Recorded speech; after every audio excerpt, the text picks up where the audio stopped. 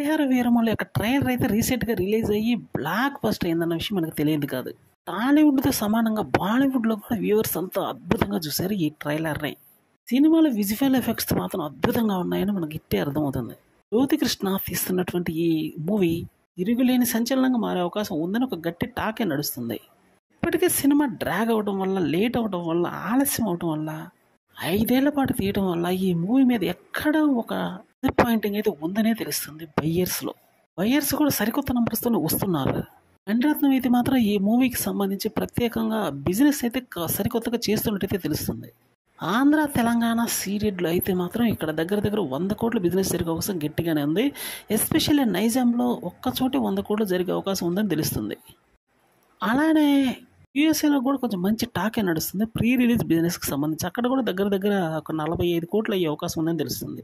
ఇలా టోటల్గా చూసుకుంటే ఈ మూవీ యొక్క ప్రీ రిలీజ్ బిజినెస్ దగ్గర 200 కోట్ల వరకు అయ్యే అవకాశం గట్టిగా ఉంది. వసూలు విషయానికి వస్తే ఈ మూవీ కూడా కొంచెం బాగానే రాబట్టే అవకాశం గట్టిగా ఉంది. మొదటి రోజు కానీ బ్లాక్ బస్టర్ టాక్ వస్తే ఇక ఈ మూవీకి తిరుగులేనటువంటి కలెక్షన్స్ వస్తాయని చెప్పాల్సిన అవసరం లేదు.